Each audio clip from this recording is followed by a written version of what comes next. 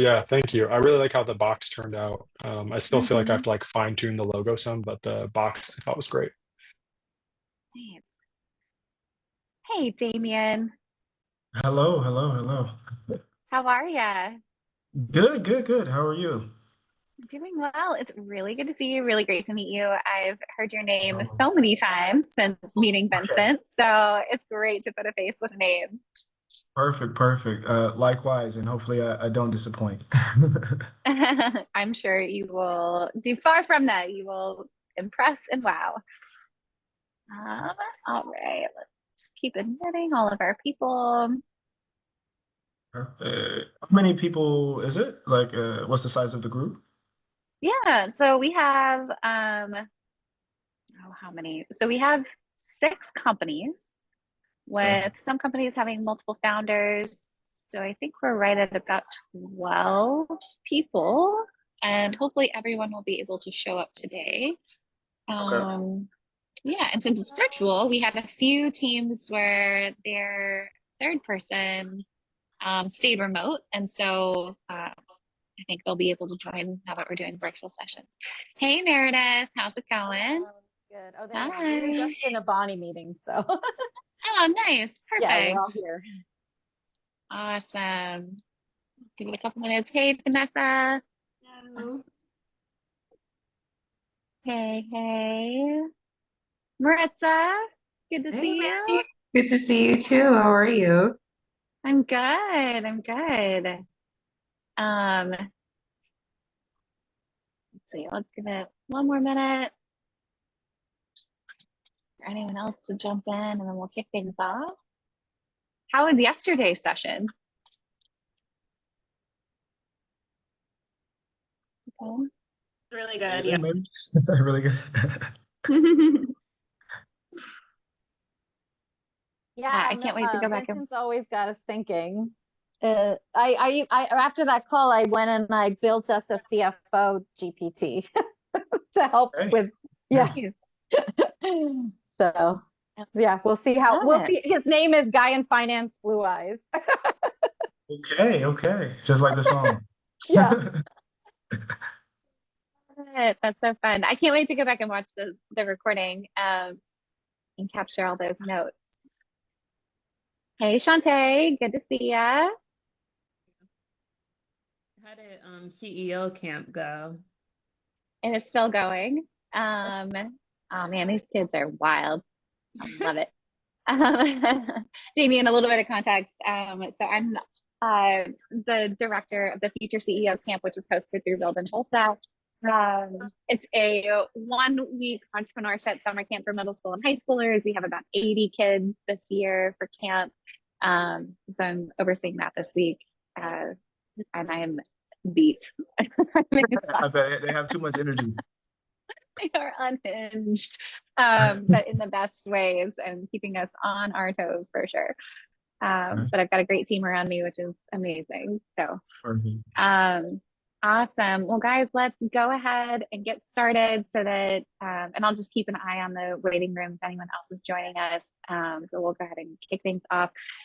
Damian, it is great to meet you. As I said earlier, Vincent has spoken your name and spoken so highly of you since we have gotten the chance to meet him. You Okay. are his right hand guy, so we're super excited to hear directly from you and hear your insights.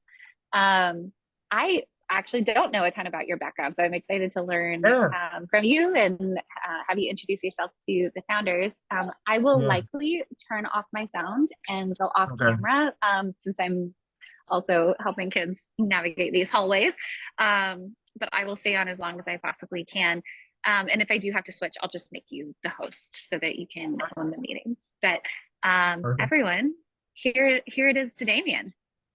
Perfect, perfect, perfect. Well, thank you all for joining today's session, and I'm really excited to be here and present to you all. I think I have some good content for what I heard about the program and like what you all are maybe interested in. And so I know Vince always hypes me up, but like please bear with me. I'm a work in progress, but yeah, looking forward to meeting you all, and I'm gonna go ahead and share my screen, and we can just dive straight in. This whole thing will be about the art of fundraising from my perspective. And so I will give you my background details and everything like that, so you'll have a good understanding of where I'm coming from. And then we'll go through some like very base level stuff that VCs thinking about, because I think it's good for founders to actually think like VCs, because then you could really make sure that you know, raise effectively while also, you know, really seeking out an equal partnership. Does that make sense? And feel free to just hop off mute, ask any questions, stop me anytime.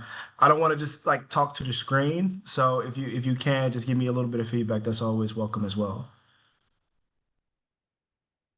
Alrighty, we'll do that. Thank you. Thank you. I appreciate you. Okay, let me just share my screen. And bear with me, I'm actually in the process of a move. So I'm doing this whole thing standing up. I do not have a desk right now. I'm literally moving out of my apartment to actually move back to the US, which you'll hear a little bit more about. Okay. All right. Can you all see my screen? Yes, we can. Perfect, perfect, perfect. So this will be the insights into fundraising from an early stage VC associate. I call this the art of fundraising. And I just started thinking about this when Vince kind of reached out to me and was like, hey, like, what would you talk to them about? So a little bit about me. So where I started and kind of got into like startups and venture was I actually worked for Popcom in my hometown right after graduating from Jackson State University. And so I worked with the founder, Don Dixon. So it's the Black woman in the middle. And she went on to raise over $6 million in crowdfunding, was on the Breakfast Club, did a whole bunch of like very unique stuff. And the whole reason she got into doing crowdfunding was essentially the VC that she had worked with in Columbus, Ohio, just said like, hey, we're not giving any more money. And at that time, I really didn't know much about venture. I wanted to be a founder myself, and I was just like wanting to learn as much as possible. So I got in on the ground level with them, did a lot with the marketing campaign, did mostly shipping of the machines. We basically had automated retail machines, which is just a fancy word for vending machines that are smart. And this was before everybody had like the whole AI wave and all that type of stuff. So we wanted to do like data analytics on the machine so you can have kind of like an Amazon experience inside of a vending machine. And so we did software and hardware. And for those who know, everybody knows that hardware is a big no-no for VC unless it's like a deep tech type of situation. So on top of having something that was just very, very hard to build, we had to manufacture in China, get the machines shipped over from China to here, et cetera, et cetera. It made it very complicated. And so instead of going to investors and trying to convince them, she chose to raise the crowdfunding, and that actually kept the company going for a good amount of time, so over a 3-year period. And if you want to go watch her Breakfast Cup interview, you can. She was on there twice, and her name is Don Dixon. She's just an amazing marketer. Okay.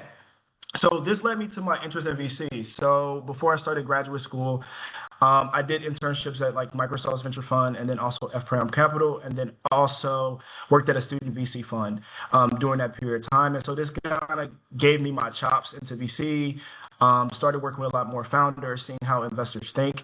And then for the past 2 years, I've been working as a corporate strategy and venture associate for Volvo Cars based here in Sweden. But I'm actually moving back to the US now, literally next week on August 1st. And in the meantime, what I do is I work with VCI as agent number 2. And so I'm literally on like business strategy, development, stuff like that, working alongside Vince and all his crazy ideas.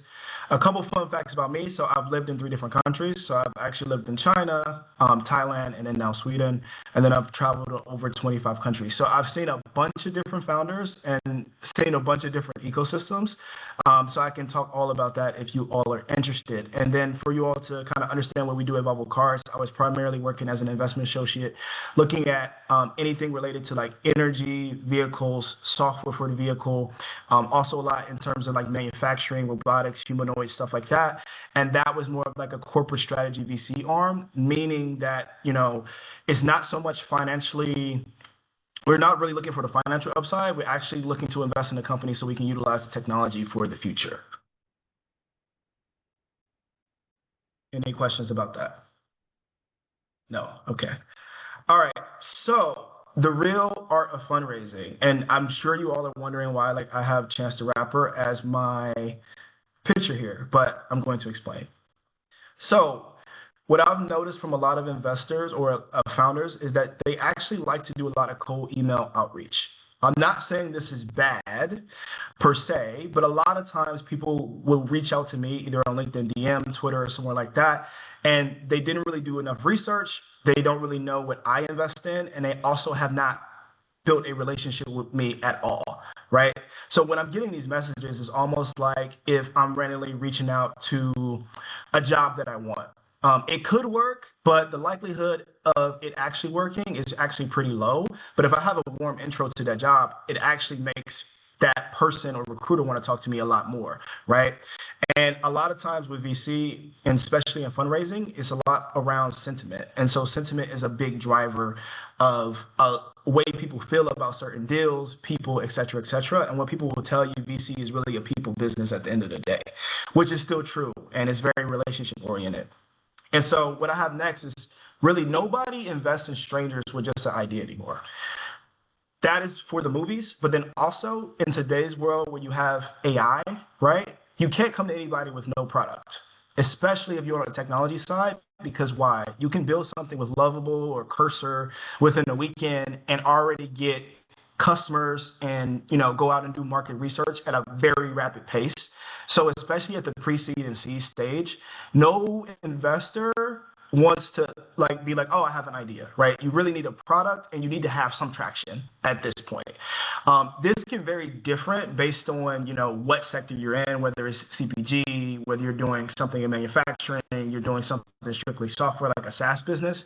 But I'm very much so inclined to work with a founder and want to get to know him better if he already has some type of product. So I actually had an old friend reach out to me last week, and I tested out his demo, and he's been working on this thing for like 6 to 7 months, and he just wanted like feedback and stuff like that. And I was like, I'm already putting you on my radar as a founder that I could potentially invest in or recommend you to somebody else, just because I know you have been building in the dark for so long, and now you're coming out and you have at least the MVP and you're now getting actual, feedback on it, right? And so when you create your own motion, that is the best, right? And so what I really want to harp on, and this is why I have Chance the Rapper here, is that you as founders, it's so important for you all to create your own motion. It's almost like a hip hop artist or any type of artist. In today's world, right, most hip hop artists are not signed because they're talented. What they're signed for is because they have already built up an audience and fan base and traction. And with that traction, then they now have leverage, and then people like the different record labels will reach out to them in order for them to get a deal. And so back when Chance the Rapper, I want to say I was on this this was like his first album, but he did a couple mixtapes that he released for free and he did independently. He created a buzz and traction in Chicago and throughout the entire United States that ended up bubbling over. So when it was time for him to cash in, he was able to do that. And so founders, especially if you are unknown now, the more you build your brand, the better off it will be. And particularly in our situation at Popcom, Don's brand held us over way longer than what we were supposed to last, right?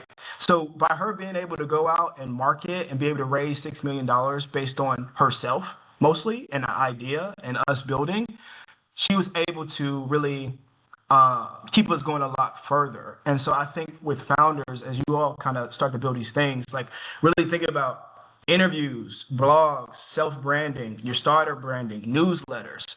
Like you have to be doing everything, including also building your company.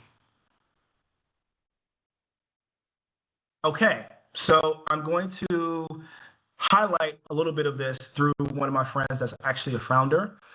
His name is Michael Beverell, and he's a solid person, great to follow. But I actually met him while I was working at M12. He was working as a portfolio development associate, and now he has this company called Test Party, which essentially makes user experiences online for people with disabilities better.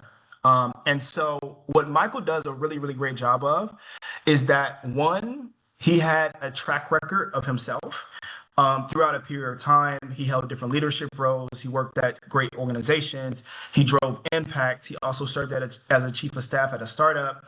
And then now he's at HBS, but he always knew that he wanted to be a founder. This may not be you, but I think what Michael kind of set the standard for is really kind of understanding like what is the VC language. And so he actually did a VC internship with Harlem Capital, for those who know Harlem Capital. And from that VC internship, which happened like 5 years ago, Harlem Capital now led his seed round that happened last year at around 4 million, right? And so if you look at that timeline of 4 years, think about that. They knew him when he was intern, and then when he kept the relationship, and then at the end, now he was the first intern they ever invested in terms of an actual startup, right? And so when I say this is a relationship business, is so important because not only are the investors looking at you, but you're interviewing the investors. So he knew which investors that he wanted to be aligned with from all his experiences, and then he capitalized on that. And I think that is really important, especially at the early stage, because now you have the market sentiment. Now you have a business that has a valuation. Now you can, you get posted on the Forbes and the blogs, and you kind of create that motion that we're talking about by aligning yourself strategically with the right people. And Harlem Capital is great at branding themselves as well, especially online. So if you don't follow that VC, you should definitely follow them, just because they give a lot of playbooks about how they look at different investments, which I think could be of real value. Okay, so these are some of the posts that Michael does, and he actually posts every day, and it's tons of different content. And so if you look at the post to the left, he's talking about him designing a dinner party for people in accessibility, right? So why is this important? As a founder, you have to continue to build your network, right? And you are always fundraising as a CEO of an organization. And you're always building partnerships. So you always have to be out there, either hosting events, private dinner. I'm not saying you throw like full-blown parties, but really figure out how you can build your network of people that are real relationships, that are not transactional, that you could, later on utilize in a way that can be beneficial. And so with him, he does a great job of using LinkedIn wherever he's at. If he's at a conference and saying like, hey, I'm going to be hosting this dinner. Anybody that wants to show up, just DM me. Let's catch up. Would love to chat with you. Perfect.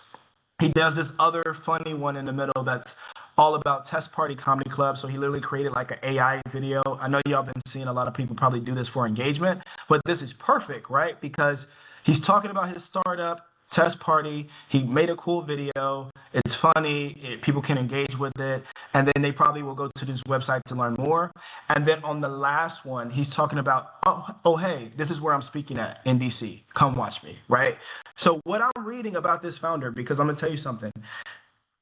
It's rare as a VC associate, because their VC associates are the people that usually come in first contact with these founders, with any founder. So most founders will reach out to me first. Why? Because they probably can't get a hold of my partner or the investment director, and I'm the easiest to access. I'm always on my email, and I'm also supposed to be sourcing, right? But the fun fact of it all is that, yes, you may get me on an inbound and I may talk to you, but I'm actually more inclined to find somebody like Michael and stalk him online.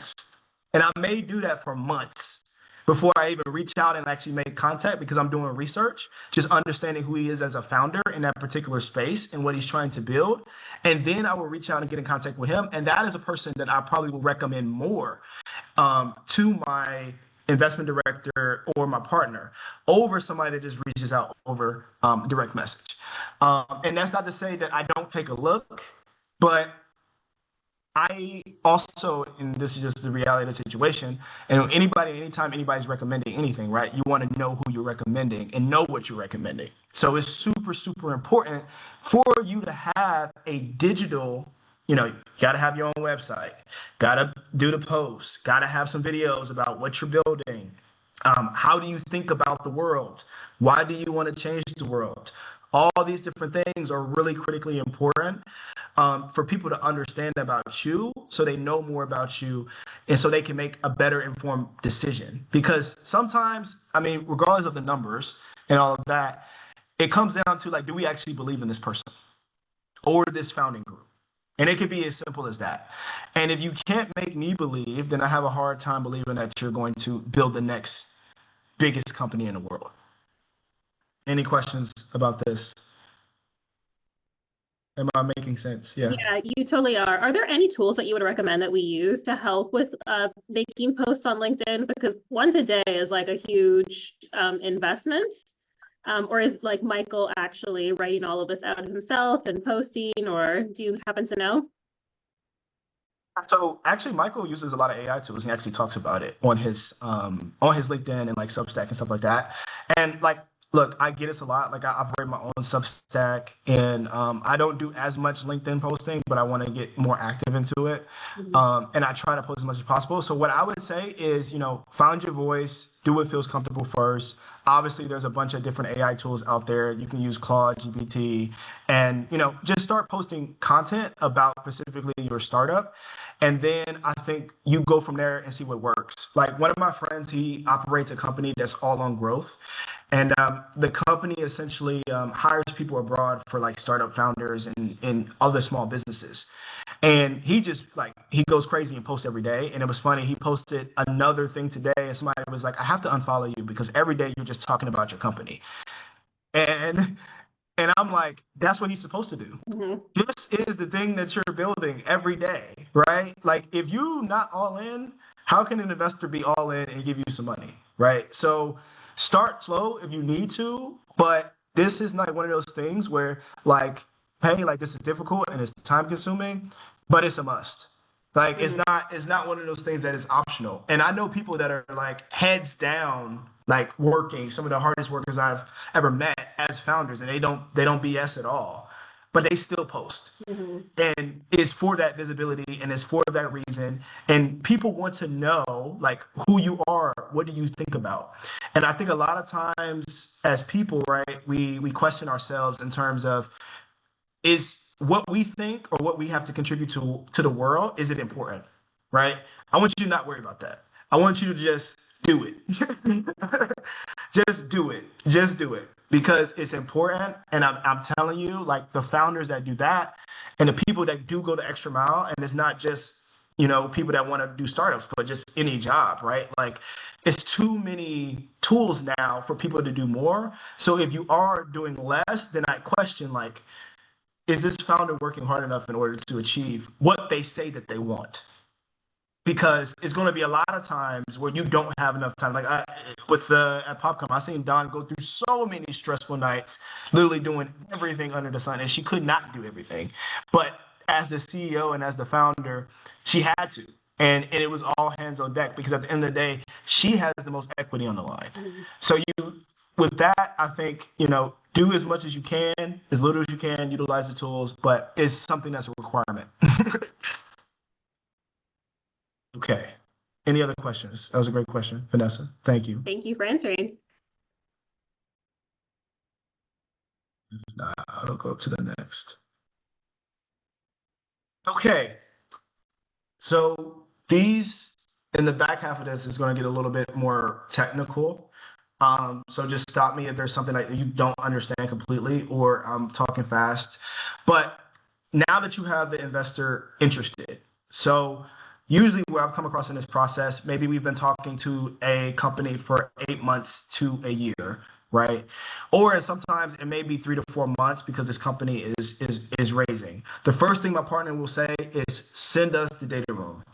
The data room is essentially the Bible of your startup, and it has everything. So it includes the incorporation docs, your cap table, financials. You all are early stage, so you won't have any financials, but it should have a pro forma model that is built out that has expectations over a month-to-month basis of what you believe your sales should be, and also what do you think your hiring will look like over a period of time.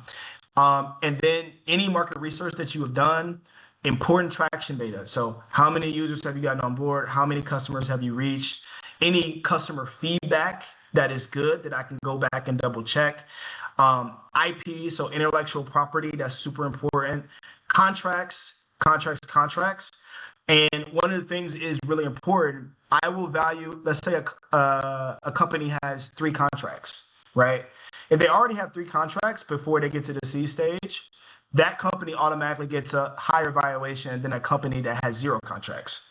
Why? Because this company now already has pretty much banked revenue, which means that they have a future revenue stream that then we can project off of, right? So it's really important to have all this stuff in there, and then any competitive analysis, invoices, other payments that you need to make, research, product studies. So particularly for me on my end, since I was looking at like a lot of energy, there would be a lot of research done on like why this particular technology is better than the rest, right? Why would this one work over another one? What are the core capabilities? And this all can go into like why this startup here is valued more than the other, right? Then, like I said, customer references, research, everything. And to be honest, you should try to have this just set up always. So as soon as you have a document or you have something come through, put in a data room. What you don't want to happen, especially when you're trying to fundraise, is you have documents scattered throughout. And then you're getting ready to start raising and you're talking to investors, but everything is not set up, right? Stuff is not set up, things are not in the right place. You don't know where certain things are.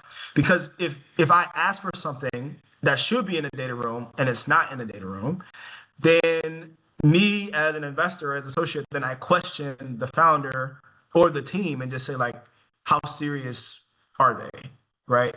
And so at the earliest stage, you won't have a large amount of information, but it's still good to have all these things and think about these things because it's important to have this, and it will only continue to grow this documentation as you all grow your business. Any questions about this?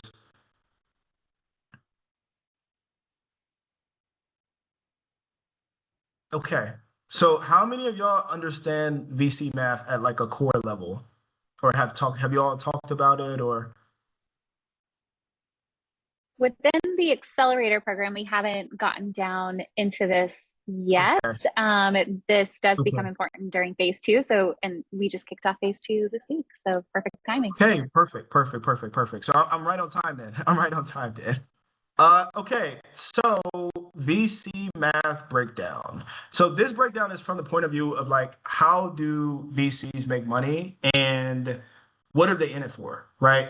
If you all understand investing, VC is the riskiest asset you can invest in, maybe besides crypto, like, just to be honest.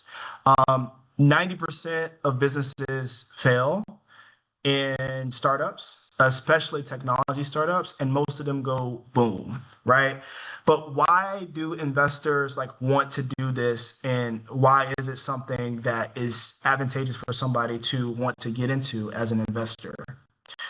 So the key is here, The key is here, so if you look at what is great, right?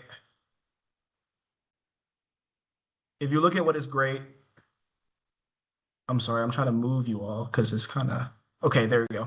If you all look at what is great, let's say the fund for this basic level math is 100 million, right? At 100 million, let's say I invest in 20 startups at 5 million, right? So that means each of those startups get 5 million each for basic math. Okay, let's say 15 of them all go to zero. So that means all of my $5 million that I invested into those 15 startups all go to zero. 3 of them 1x, which means they just give me back what I spent. So that means they gave me back 5 million each. Let's say one of them does a 4x. That means I got back 20 million, right? And then one of them does 1,000x, right? So if one of them just does 1,000x, that's 5 billion, right? So that returned my entire fund and then some. And then everybody's like super, super happy, right? And the basic case, let's say everything stays the same. The only thing that is different is one gives you 100x. That's 500 million, right? That is good, yes. You still pretty much 5x that fund.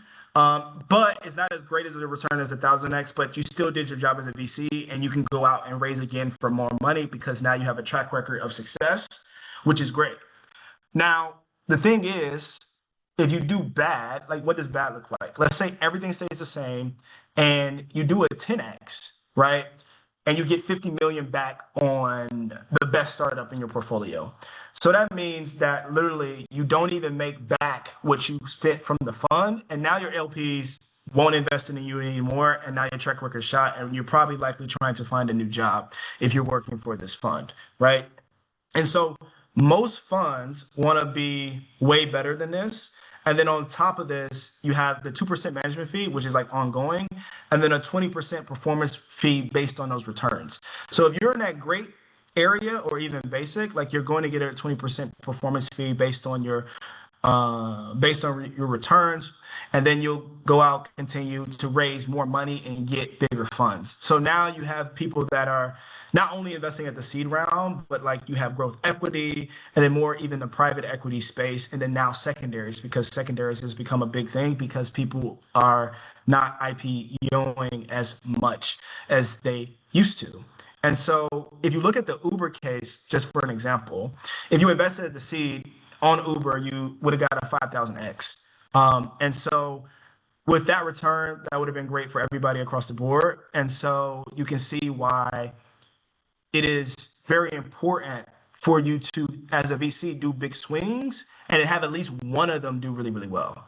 And it's very different than, like, let's say a public market investor, because if I was analyzing somebody's public market portfolio and their biggest winner is NVIDIA and it goes crazy, I'm excited for that. But then I look at the rest of the portfolio and I'm like, okay, like it didn't really perform well. And like NVIDIA is basically your outlier. But with VC, all you need is one or two, because most investors already understand that the others are probably not going to do well at all.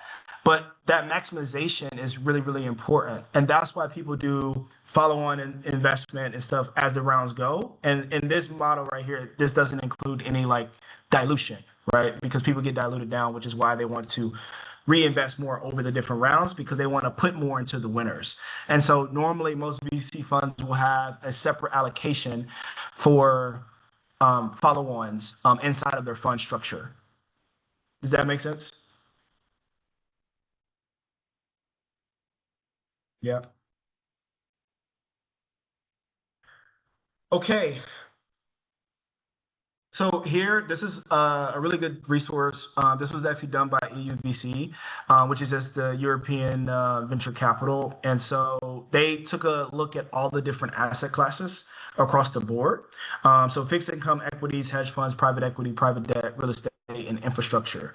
And so what they did was look at all the different annualized returns and what that can look like. And so if you look at venture capital, which is right in the middle, you can see it has the highest potential return, but also the highest, the lowest potential negative return. So with that, you can see it's a pretty wide spread. And if you wanted to do something safer, you would obviously do like bonds or equities or even infrastructure or something like that, because of the fact that you know pretty much that you're going to get a consistent return. But with VC, you know that you have a higher potential of going negative. But if you just get that one, like we mentioned in the last slide, then you will be able to maximize over any other asset class. Okay. How do VCs look at and set valuations? So this is kind of a art and not really a science. And I know people kind of say this all the time, but normally, right, like if you try to do a valuation of a company in a public market, normally they have like revenues, you can do like a discounted cash flow, and you can look at other things in the market to kind of assess what this company is worth and like what the valuation is. But oftentimes, even in a public market, like what people will say about Palantir, people will say like this valuation doesn't make sense, right? Like why does this company have this valuation? It's only done this, but really there's a lot of investor sentiment and story around why this investment Palantir is so popular for people to invest in, right? And VC is not so different in that way. So one thing that they take into high consideration is actual founder experience. So if you're a first-time founder, right, you're probably going to get a very base level valuation. And it's not because they don't think you're great or they don't want to invest in you, but it's because you are super unproven, right? People made a big deal about Adam Newman, who was the founder at what was the company? We We work. were. Yeah, We yeah, we were. Thank you. They made a big deal about him going out and being able to raise again, right? And like, regardless of how you feel about Adam Newman, like from a VC perspective and just a money perspective, the company was able to grow to a $41 billion valuation. And even though it came down and fell apart, it's probably now worth like 10 or 15 billion. He still was able to grow a company to over $1 billion. So, and was fantastic at getting investors to hop on board and marketing the company. So it's not that far-fetched for Andreessen Horowitz or others to say, if he does something new, I'm not going to bet against him, right? That may be unfair for other founders out there that probably want money, but at the end of the day, VCs are in it for the long term and the win. And so founder experience and story matter a lot.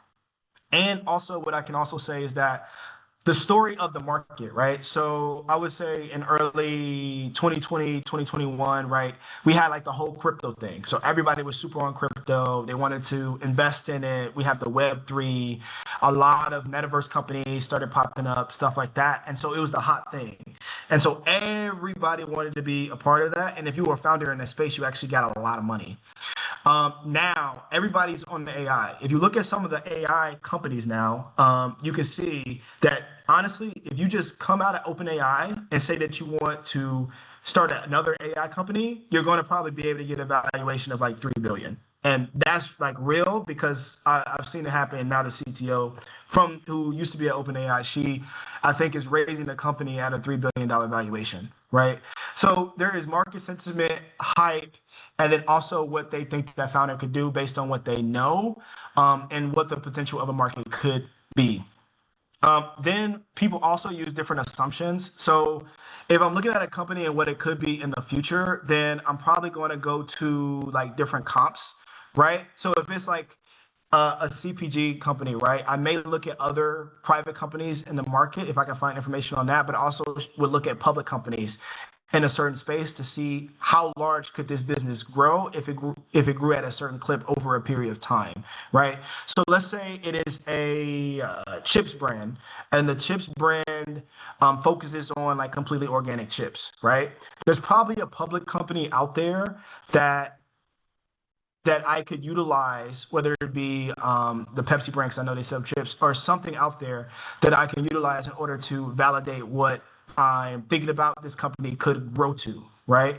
But then there's also the thing of, as an investor, we are looking at potential returns over a period of time.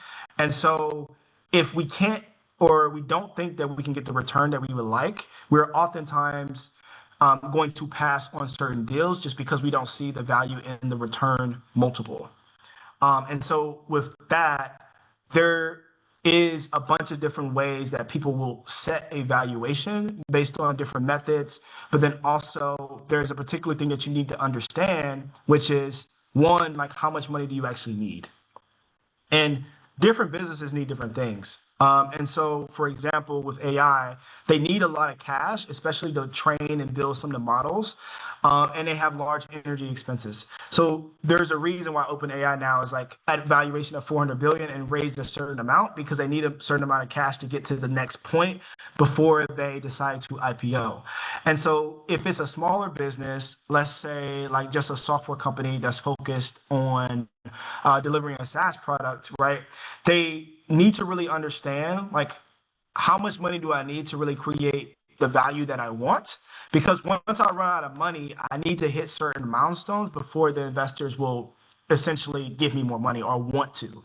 And if I haven't hit the milestones that they believe are correct, then they're more likely going to tell me no, right?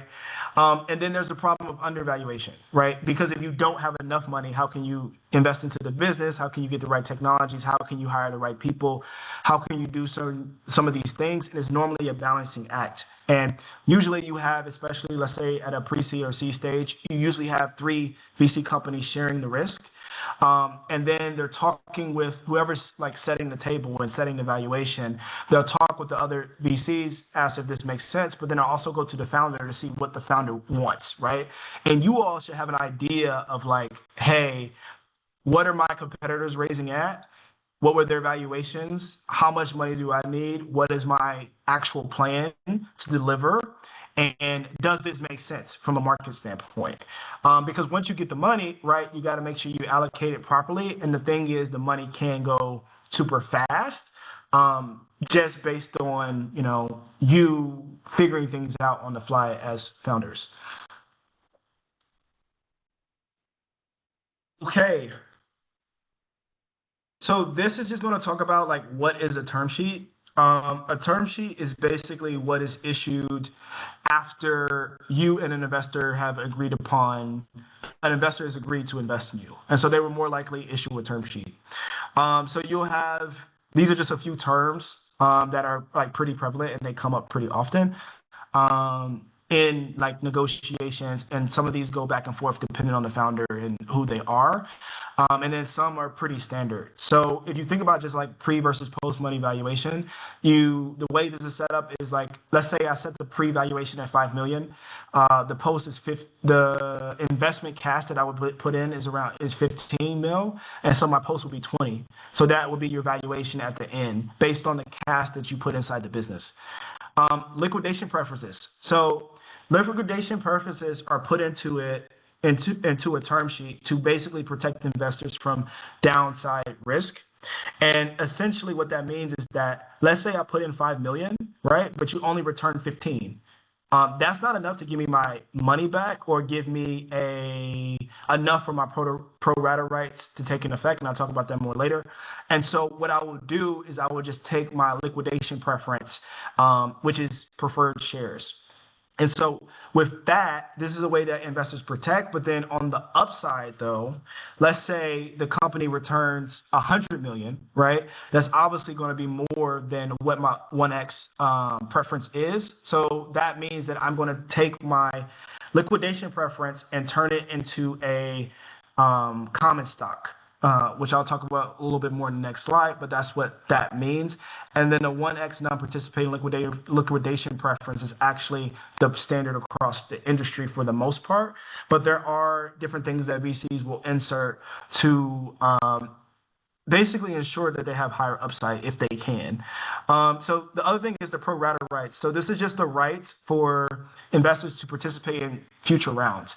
So like I mentioned earlier, because of the fact that we are investing so early, we're going to get diluted, right? And as more investors come in, there's going to be more dilution. So in order to increase my stake, especially in something that's a winner, I want to make sure that I add more money in the pot. So at the end, when there's a liquidation event, that I can maximize.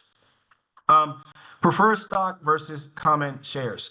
So I think that just the high level thing to know about this is that preferred stock means that, you have a higher claim to a company's assets. And this thing can also be converted to common stock. And the reason why this is important is what I said when it comes to the downside risk. And so let's say the company goes out of business or it only sells for a little amount.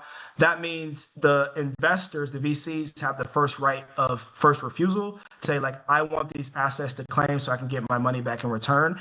And in this situation, a lot of times founders will end up with nothing, depending on how the situation sets up.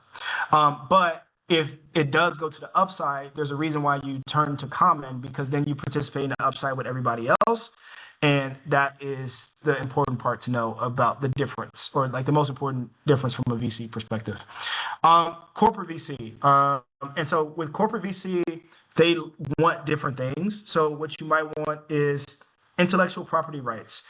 This is not that common. They probably don't want your intellectual property. I know a lot of VCs or a lot of startup founders are scared about this, but that's not something that's super common, but I know it does occur in certain scenarios. There's the right of first refusal. This just means, and this is what we did at Volvo a lot of times, is that we want to, since we invested in you, we want the right to use your product first. And since we're more often than not collaborating together, we want to make sure that we're able to use your product before any other competition does. And so we usually put that right of first refusal. This makes sense for some companies, and then other companies it does not. But particularly for companies that are in the automotive sector, this can make a lot of sense because they need somebody to test their technology firsthand. And also, it helps their valuation when they're working with a big brand. So this is why a lot of times they do this, but sometimes this only lasts, let's say, a certain timeline. So it could be a year, it could be 2 years, it could be 3. And then after a certain time, this can actually go away depending on the way that the term sheet and the things are set up. The other thing, non-competes. So non-competes from a corporate VC is that you either don't compete against them or go out to other competitors and ask to raise again. And then the last one is just maybe an agreement of collaboration, just saying like, hey, we want to make sure that we collaborate together over a period of time. And with that, we have this agreement in place of saying like how long we're going to work together, what we're going to actually do, and how we're going to execute it. Any questions about this? I know I kind of went through this kind of fast.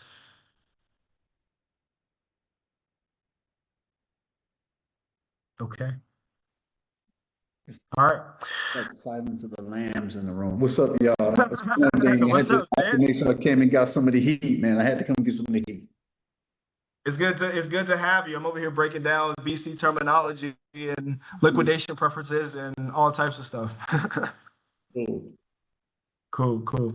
Okay, so this is just a quick liquidation preference breakdown, so I can show you what exactly I mean by it getting bad for founders if certain things in certain scenarios happen. So one, there is non-participating preferred, which essentially means that VC chooses the better of a 1x return or common equity, right? And so it'll explain in the first case what that actually means and what that looks like, but just keep that in the back of your mind. Participating preferred. So this means VC gets both 1x return plus the pro rata share that we talked about, which will be a certain percentage of the investment.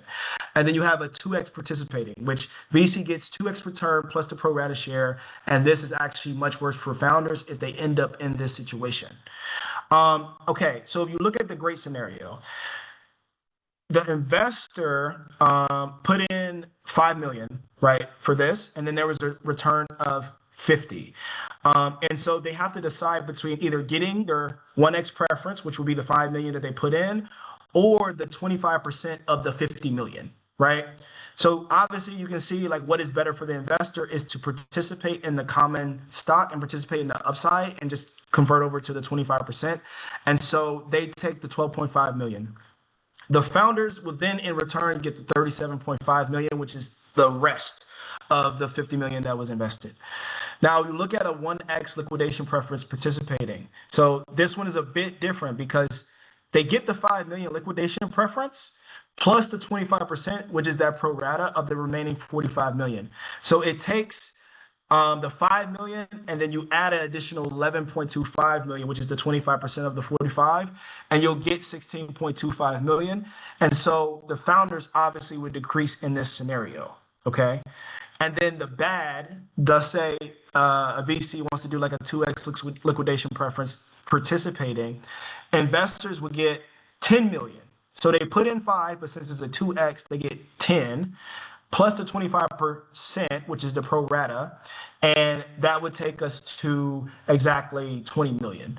And so with that, the founders would get 30, and they would probably split that amongst themselves and get less. And so a lot of times what VCs will do is they will utilize this in order to make sure that they maximize on the downside in case something bad happens with the company. But like I said, the standard is really the 1x liquidation preference that's non-participating.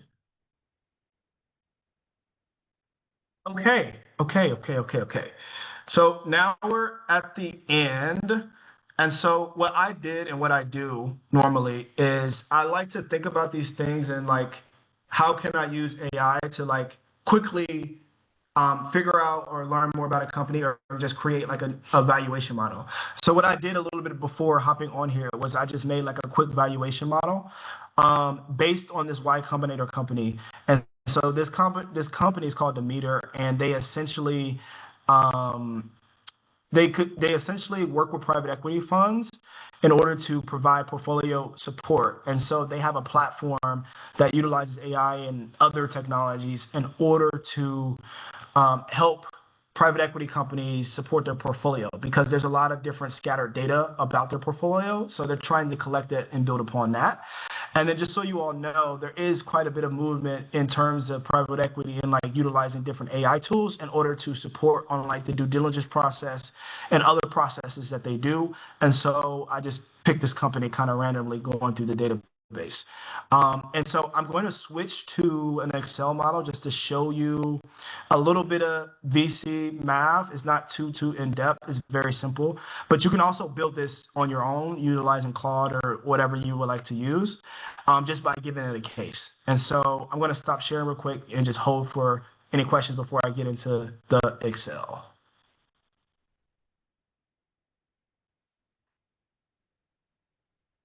Any questions, vibes?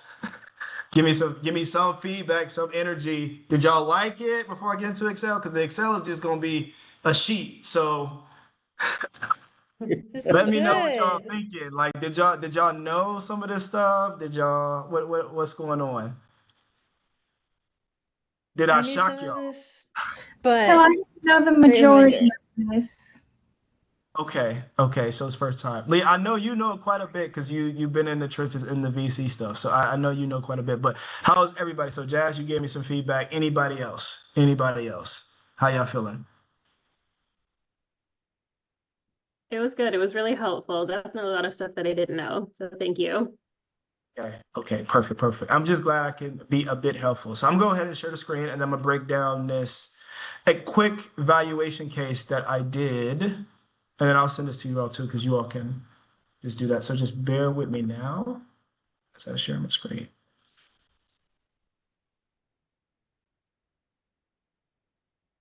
All right, can you all see my screen? Yes? Yeah. Okay. All right, sorry. All right, so for this case, for Demeter, I basically set up a round. And so this whole thing will go over some of the concepts that we kind of talked about, but I wanted to keep it as bare bones as possible and simple to understand because I think people can kind of get confused based on the math. But I wanted you all to kind of see this, and then hopefully what you'll try to do when I send the sheet is just deconstruct it and just go through it, because I think it's important, especially if you're thinking about like how do I set up my round or what should I raise and like what does a cap table look like and all of those different things. And I think it's good to kind of know. So the way I set this up was there are 3 investors, which is usual for like a seed round. And I have Y Combinator. And so I didn't really talk about like what is a safe note, but a safe note is essentially a IOU, if you will. So this just means that an investor in this scenario gives you 500,000, but you don't have the equity yet because you haven't set the terms for this particular round. And since you don't have the equity, what you're going to do is say IOU. So when I actually go out to raise my round, you are going to convert their shares over to equity. Okay. And that will be worth 500,000, which will be in the model. And then there's the other side, which is a convertible note. So a convertible note is similar, but this one is more of a loan and it has interest attached to it. Okay. And so if you look at this, you're probably wondering, right, okay, Damian, like this doesn't add up right here. And the reason is because the Y Combinator money actually comes in before. And so since the Y Combinator money comes in before, you'll know that you don't put that in necessarily. You don't put that in necessarily. And so right now we have 10 million. So lead investor, you put 5 in, investor B puts 3, and then investor C puts 2. And so they take up a certain percentage of each round. Okay. Here are just some assumptions. So you have the exit, projected revenue is right around 150 million, which is where people usually target in terms of like the annualized recurring revenue that they want you to hit in terms of marks. The exit revenue multiple 10, and so the exit valuation will be 1.5 billion, which will be a great return for this potential investment if you did this. And then what we set up is a pre-money of 20, which is what I put in, and then or just set it up as, and then you'll have a post money of 30. So that means that we put $10 million in at the investment, which is from here. Okay. So a lot of times when people set the shares for a seed or something like that, they use, I'm not gonna say a random number, but they maybe will say 10 million or 15 million shares, and they will allocate that. And then from those shares, what you'll do is you'll calculate ownership. Um, and so what you'll see here, you have 5 million investment, so that's 17% ownership, 2.5 million shares, and that will be a share price of $2 each. And what you're probably noticing is like, hey, like you have the founders and then the option pool. So the founders, depending on how many they are, they will usually split the pool of shares that they have, which is their ownership percentage. And this will constantly go down over time. And then you have an option pool. And so for those who don't know, an option pool is used to entice employees to come at the earliest stage, because most times startups cannot offer like top dollar, right? They can't offer top salaries in some cases just because they are cash strapped. And so people will use a option pool to entice people, which means that I will give you these shares at a certain percentage. Early employees can have like 0.5 to 1%, depending on who they are and where they're coming from and what they do. And they will then be able to cash in later on if there is a maximized liquidation event. So essentially, is they're taking a pay cut now, but if this thing works out, they're gonna, be richer than their wildest dreams. And so it incentivizes them to stay the course and want to be involved into the startup. And usually these options vest over a 3 to 4 year period. Just so you all are aware. So then there's a quick exit return analysis. So we had our exit return at a 1.5 billion. And so if you look at it, you can look at the different exit values based on this, and which is just the percentage of ownership, divided by times the 1.5 billion, and that should give you your exit value. And so you can go either forward or backwards with this. And then a lot of times people do a return on capital as well, and an IRR return. The way this math worked out, all of them are the same, but in most cases, they're not the same at all, because people have more different percentages, and these percentages are actually it may be like 16.5 instead of 17%. So just for this case, I made it exact. And then you have different exit scenarios that people run. And for those who are probably curious or don't know the financial modeling, like essentially most cases, they keep the stuff in like blue for things that are hard coded, and everything else is based on formula. So for example, if I wanted to change the low case and figure out like, okay, what does it look like if I only have a 3.5 return multiple, then the base case changes, and I can see that, okay, for the total is 262 million, right? And then I can also change the high case as well to see like what my potential return outcome can be. And so the other things that people do with modeling, especially for startups, is that they build out different things revolving around their business models. And so what you'll do is kind of map out like how many people you're hiring over a month-to-month basis and things like that. And those would go into like a more pro forma financial model, which holds like your balance sheet, cash flow statement, and other things that are important to understand your business. Okay. All right. And with that, I am done. Awesome. Thank you so much. Team, any final questions for Damian before we break? Will we also get the example in Excel? I'll send it over to the team so you all have it. And then I'll also send over my slides and stuff too. And then you all can, if you all have any questions later, because I know this may be a bit dense, I'm happy to answer any questions or just chat through anything about your business and stuff like that if I can be helpful. So if you don't feel comfortable asking a question now. Thank you. I definitely feel like I need some time to digest everything you said. Sorry. Okay. Maybe I jumped the gun a bit. I wasn't. Okay. How is Maybe everybody that's else just doing? me though. That could just be Okay. me. Alan, I see you smiling. Alan, somebody come give me some feedback. Was it good? I know I wasn't as Yeah, good as Vince. I can't top Vince. no, you're good. You're good. It was good. I have like some prep work because Leah's talked my ear off on some of this stuff before, but Yeah. I feel pretty good, and this was helpful and really clear. So Okay. thank you. Perfect. Thank you. All right. And I will say, like, this is, it's dense content, and had to like, and I had missed a good chunk of your presentation, but this is stuff that like it takes a while unless you're like in it and you're living and breathing it like an associate is. It can take a while to like really like understand and let it settle. So, but so helpful to hear your Yeah. presentation. So my advice, because I think now with AI and stuff, right, a lot of this stuff can be super dense. But just if you are in your own time and you just want to learn more about VC, because I know when I first started like reading about it and stuff like that, it was actually very difficult. But there's tons of like online resources. But then also just use GPT as your friend and just say like, okay, what is a liquidation preference? Like, what is it at the base level? But then also like, what is a VC looking at in terms of the returns? How should I be thinking about this? And am I talking to an investor the right way, or is this the right investor, right? And I'm sure Vince has told y'all all about how to create these GPTs and stuff like that, which is great. And so just try to lean in as much as possible, because I think you as a founder, especially when you're trying to, raise your first check, I know from experience from other founders that they've had situations just because they just were unaware or they didn't know. But the problem is like once you sign a contract, you can't say you didn't know.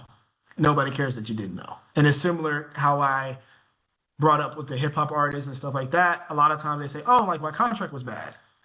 After they made millions of dollars, like, yeah, it worked out, but they didn't really get the full percentage, or they lost their ownership rights and stuff like that. It's the same thing that can happen in VC. And there's a lot of VC friendly investors now, or founder friendly investors now.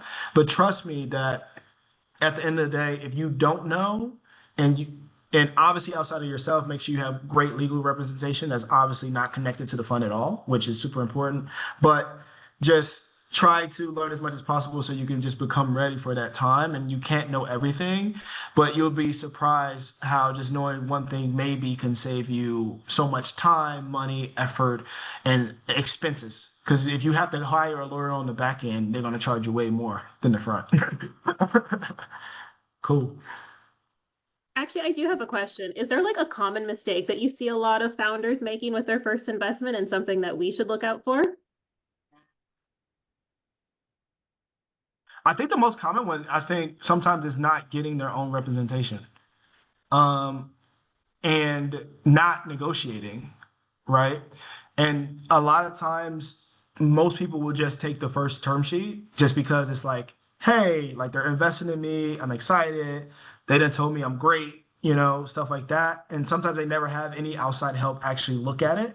And not just hey, my lawyer friend from down the street, but like actually a lawyer that practices in startups and is, well versed in how all of these things work and what is a standard term sheet and what is not, right? So I think that's super important. And then also recognizing that, hey, yes, this investor is probably saying like, oh, we're family now, we're conjoined at the hip. But as much as that investor is looking into you, you should be looking into them. So you should not, after you sign the first term sheet, and at the end of signing the term sheet and you've been working with the investor, find out that the investor has done other founders badly or poorly. That tells me that you are not doing your own due diligence and research, because every investor has their portfolio companies posted online. And you can reach out to the founders, the teams. You can say, is this investor great? Do they do business correctly? Is this somebody I should be aligned with? Have they ever done anything that you thought were questionable, right? And if you don't do all of that on the front end, then I think you're doing yourself a disservice, because it's just going to hurt on the back end. And then I think the last thing is that investors rarely ever will really string you out for the most part, right? They won't continue to say like, hey, we're thinking about it, we're thinking about it, we're thinking about it. Like, you know if somebody's interested in you, like really interested in you. It's kind of like dating, but you know if somebody is really interested in you by the way they interact with you, by the way they present themselves, and by the way they engage with you. And also, just like I want to know the founder before I actually give the money, you should want to know the investor before you take the money, right? So who are you building relationships with right now that in the future you're like, this will be a great partner to have, right? So I think doing all those things and kind of being present, especially on the term sheet piece, and seeking out help and advice where you can, I think that's what really sets the best founders apart, especially if you haven't done it before, right? Perfect. Thank you. No problem. Okay. Perfect. Well, thank you all for being such a great audience. And thank you, Mandy, for helping host. Yes, absolutely. Thank you so much for making the time and leading this great session. We really appreciate your insights and showing up for us. Team, so good to see you all. Miss you all in Tulsa already. I hope all is going well, and we will share the resources and recording with everyone afterwards. Damian, thank you. Well, thank you all. Thank you. Good luck with All your right. move. You. Thank Yeah, you. We move safe. appreciate it. All right. Bye-bye. Bye. All right. Bye, everyone.